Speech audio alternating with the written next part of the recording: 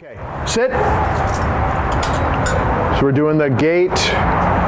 You have a front door to your apartment and you have a gate. Your gate is similar to this. So we do the front door the same way. You have him sit on the inside of your apartment. You open the door, he stays in a seated position. Okay, sit. I'm gonna have him sit closer because I don't know if you can see him when he's sitting farther back there. So he sits in the doorway, you step out. We're always practicing with boundaries this way. He waits till you come back next to him. He doesn't go through this boundary without you.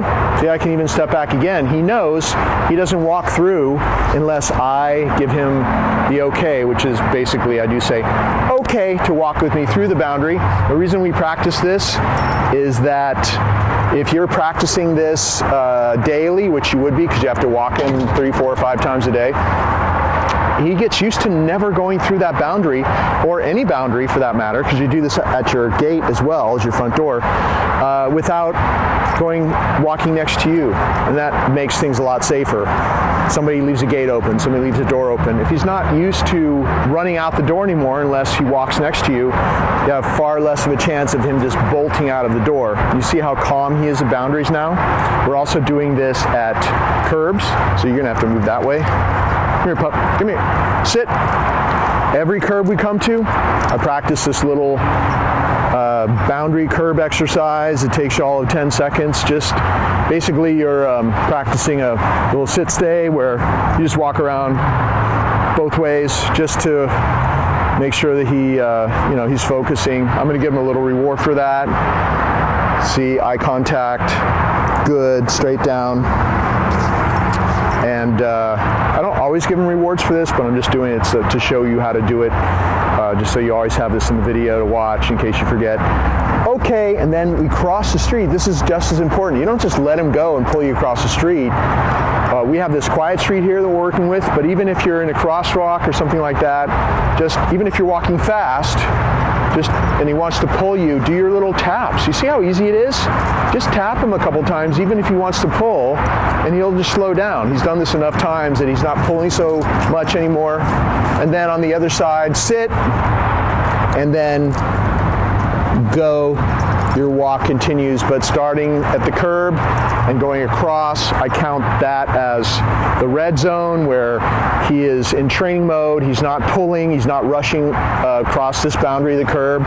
He's respecting it. He's not going through it unless he gets permission from you and is walking next to you. So you can see how beneficial that would be when you're walking him, just to do that at every curb, and do your front doors, doorways, gateways, and curbs, and just that in itself goes a long way to making him generally overall calm throughout his daily life, because he's always stopping, focusing, thinking, doing something with you, having to concentrate, and then being released. It's little short periods of time that he's waiting at boundaries. Also, dogs know boundaries. They acknowledge boundaries. And if you're in control of all his boundaries, we're also going to do it with the crate. That's a major boundary because that's the boundary to his den, into his den. That's the way we have developed it with him. If you're controlling all these boundaries, including his crate, he's way more likely to respect you in other situations and to come when he's called and do other things. So it's such a simple thing anybody could do, just what I've showed you, that you should do it because it really changes the dog's perception. Now he wants to go for a walk. He's wondering why I'm talking so much. Changes the dog's perception of you in a good way, and it really helps calm him down. It just makes for a happier, calmer dog to do the boundary training like this. Okay.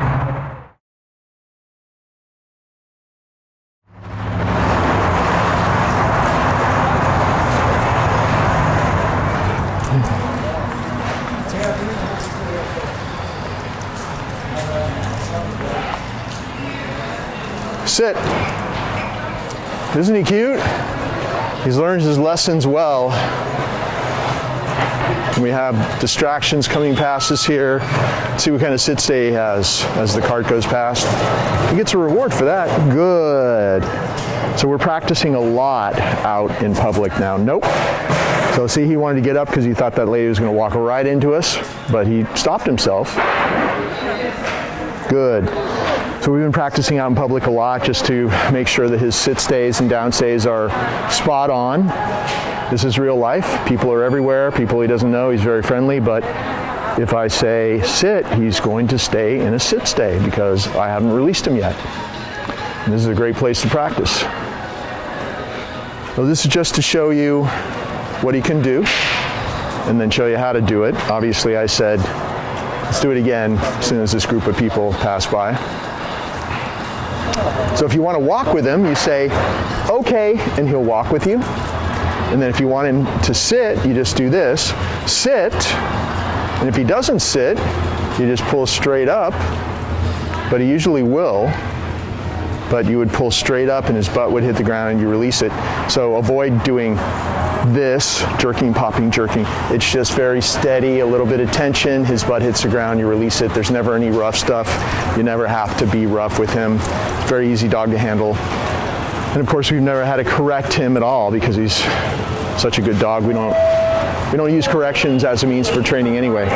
So if I'm going to release him to be free, just free time, off the clock, he's on my left, he's going to be on my left. I'm going to come back next to him with my right hand. I'm going to pat his chest like this, go, and he's free. We can goof off for a minute or two. Down, good. Now if he had not gone straight into a down, I simply would have done this, applied a little bit of pressure to the leash. Probably just seeing my foot go up at this point would have made him drop into a down. You won't have to ever force him down or anything, but if he's really distracted, there's a lot going on, like in a place like this, you might have to help him a little bit because he might be distracted, but you're never going to repeat the command. And at this level, after just a few weeks of training, we're still using a leash. Obviously, he's doesn't have off-leash training yet, although a lot of practicing this way, and keep filming while this card comes past us. Big distractions, and I'm going to reward him for that. Nope. Good, because he ignored that distraction and stayed in that downstay. I paid him for that. So that was a pretty big thing because it was coming straight at us for a second there. You never repeating a command. I think I was saying you never repeat a command. If you're ever, once I'm off the scene, he's back living with you. If he starts not doing the command, like the down command with just your word, do this for a couple of days where you say, you're assuming he's not going to do it as he's doing it with me in the video for you once he's back home with you. Do this down. So you say the down command simultaneously at the moment that you apply pressure on the leash. And you only have to do that for a few days probably, and then you won't have to do this anymore. He'll be back up to snuff to where he is with me now. But sometimes, when the dogs come back home, the owner has to catch up with the training. They're not used to doing all this with you. He's done it with me hundreds of times at this point, but he's done other things with you. So even after all the practicing we've done, when I'm not there, you might have to do a few things differently to get him to the point where he is with me. So the downstay, I think you saw me walk around him. And this is just a basic downstay, just like we did with the sit stay. Basic, like stepping around him from both directions, just making sure that he's not popping up. He's way beyond that, of course, because he's doing okay with all these crazy distractions going past us. If you're going to reward him in a down, good. Make sure that he waits before you place the reward on the ground and release. And you saw how I just sort of swung in like this. Good. And then when you're going to release him out of a down, you're just going to wait until you come back next to you. If he pops up like this, say no, put him back. I barely touched the leash. He just lost focus. So if that happens, it's a redo. Walk back next to him. Okay. You say sit. And then just like from a sit stay, it's a patting of the chest, go, and he's free.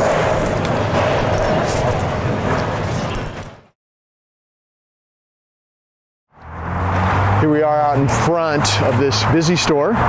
and I'm just going to show you how I've been practicing the come command. The basic concepts or the basic rules of practicing come command. Come. Good. R, call him away from something. If you're lucky enough to have a situation like that and you can look and see he was just about to go over to that man because he wanted to say hi because he's always friendly. But right before he started to go and I called him to come, he came right back to me. So practice at least him looking away from you like that. Come, and call him back to you. Good.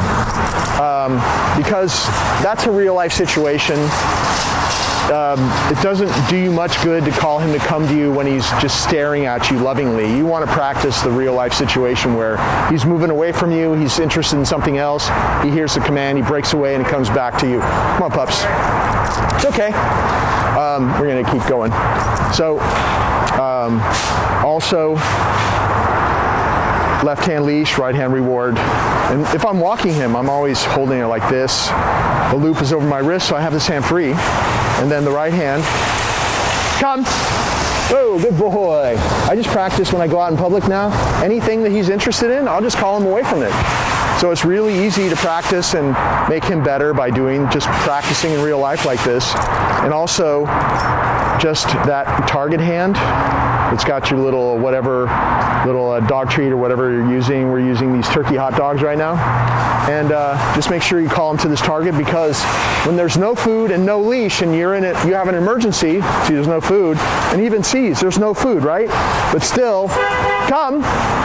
See how he'll come to this target wherever I go, even though there's nothing in it. Good boy. And if there's nothing in it, when he comes to you, just love him up, give him extra attention, because obviously out in the world in real life, when something goes wrong, maybe he runs off or something, you're not going to have a treat, you're not going to have a leash. So we're always practicing for that situation where you need it to happen without your treats, without your leash.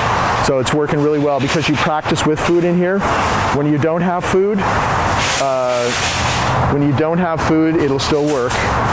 And of course, we talked all about phasing out the treats for everything within 3 to 5 weeks. And because you phase the treats out earlier, the way that we've already talked about, the training gets better when you're not giving treats after 5 weeks for almost everything. Sometimes there's something that he still needs work on, so you're only using a treat for whatever he's having difficulty with. But for most things like down and sit and come, the treats are phased out after 5 weeks, and he only gets a treat just randomly, occasionally. And because you're not giving him treats every time he sits or down or come, because you're not doing that, the training actually gets a lot stronger, a lot better. So the last thing about the come command is come. When you back away, the dog is drawn to you. Good.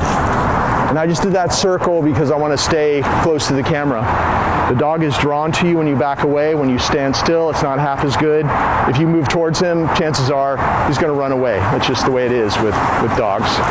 So when you're practicing calling him to come to you, come. You always back away. Good boy. I probably called him to come to me over 1,000 times at this point. And so all he knows is that when he hears that command, he's going to run to me. It's because of the way I practiced with him. One last thing, if he won't stop staring at you and you want to practice the come command, create your own distraction, such as throwing a little piece of hot dog. Go. Call him away from that. Come. Yeah. Good boy. So if you want to practice the recall, but he won't look at anything but you, which is likely to happen over time, he won't be able to take his eyes off you. Because when you're training him in this way, they always tend to stare at you a lot more than they did before, because it kind of makes you the center of the universe when you handle a dog this way. Center of the universe as far as the dog perceives you. So use distractions, a little treat, and then let him get the treat, but then right as he gets to it to take it, and he takes it, call him back to come. So that's a good way to practice.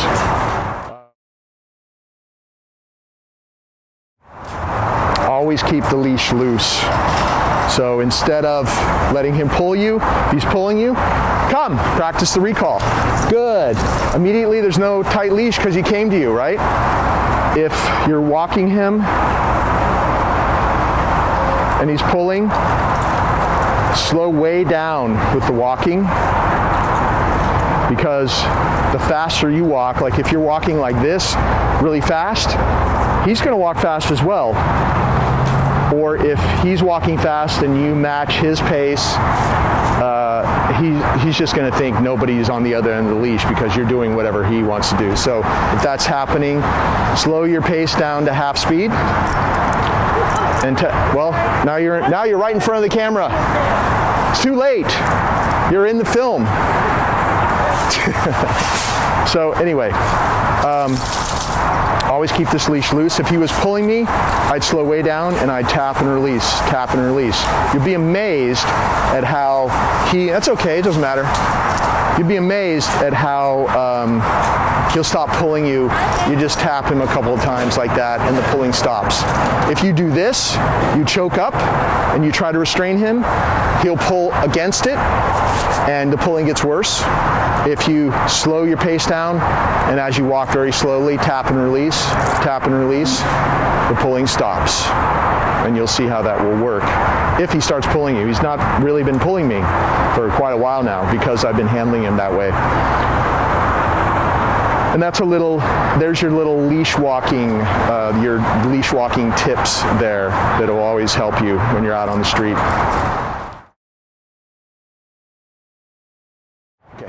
Sit. So you're going to lead him up to the person you want him to greet. And we're doing this because he had a problem with jumping on new people or people that he knew. So we step away, we give the person some treats to offer to him, and then he's waiting till we come back. I think this person wants to go past. So why don't you come here for a second? Let this person come. Anyway, and then I'm gonna, you have all this? All right, then I'm gonna say, go say hi, give him the treat and pet him with your other hand. And then I say, come. Oh, see how he wanted to jump? Good. But this teaches him over time, sit, that he's not gonna be jumping. So if you even think that he might even start to jump, just call him back immediately. See, all the good stuff's down on ground level. He gets the treats, he gets petted. Before he jumps, call him back to you. Go say hi, do it again. Come, call him back. Good. It's also great practice for your sit, practicing your come command in a different situation and having him learn a sit stay in a different situation. You can always throw in one of these if you want to have him focus a little bit longer before you send him over to the treat. You can tell he loves doing this game. We do this with somebody different every day. Look at how he loves it. His tail's just going a mile a minute. See how he's waiting? Go say hi. Come. And he kind of jumped the gun. Good. We're going to do it one more time. There. Sit. So I want to show you really the way to practice, the best way to practice with this release, because so much can be changed in a dog in calming him down and giving him more focus by how you release him. So I'm never restraining him, because if you restrain him, it'll destroy his focus, and as soon as you release that leash, he'll take off. So don't restrain him. If he gets up before you release him, tap and release, and he'll go back. Just say no, and he'll go back. So he's going to be on your left. Your right hand goes like this. See how he's waiting? Nope. Go say hi. That's the way to release him. Come. Good. So make sure that you have a calm release, that he doesn't sit, that he doesn't jump the gun. And that's the best way to do that greeting routine. And if you just do this every day with somebody, even if you just do it with people in your family every day, he's going to get better and better. And it's a great way to teach him to greet people with manners and not just being out of his mind and jumping all over them when he goes to say hi to them. Okay, sit. We're having him sit in front of his crate. We open the door. No. If he tries to go in before you release him, see how I did that? I just tapped and I said no, and he went back into his sit. Always keep that leash loose. Never restrain him.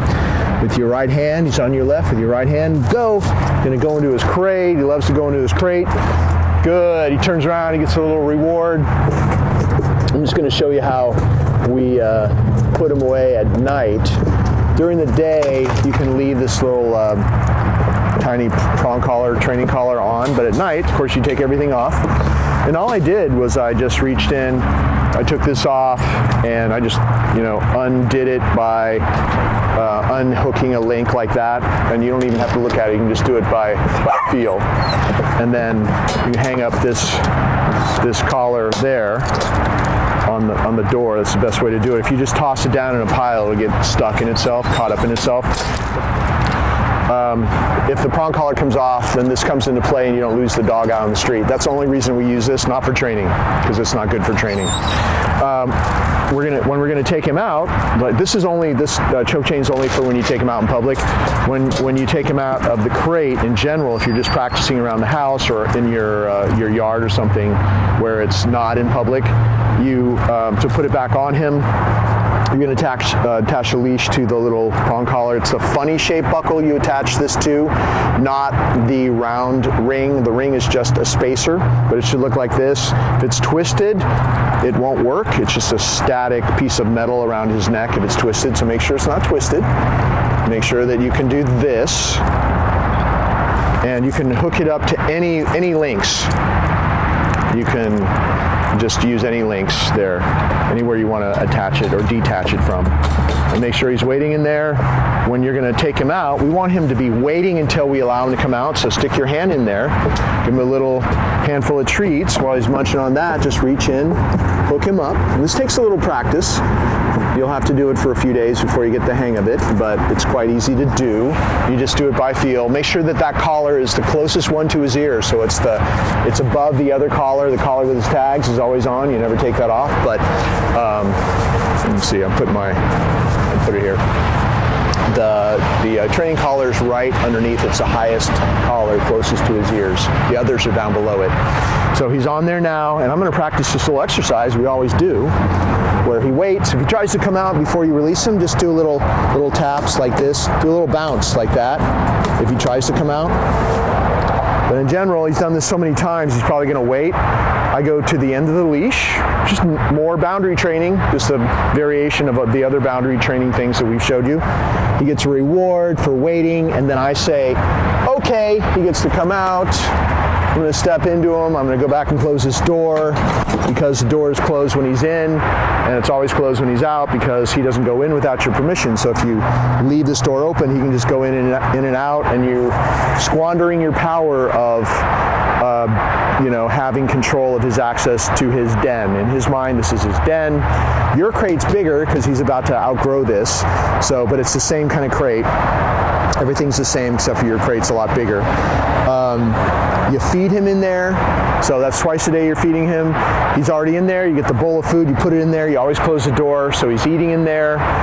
He sleeps in there at my house overnight. We put some really comfortable bedding in there. He's very comfortable. He loves his crate. I'm going to give him bones, Chewy's treats, if it's not for training, only in there, because I want to develop this crate as we go on. As life goes on, his life goes on. I want him to perceive this as the coolest place in the world. Like, this is where good stuff happens in here. So only treats and bones and Chewy's in there, because I want to always have this crate developed as in his mind, as a great place to go. That way you always have a way to manage him.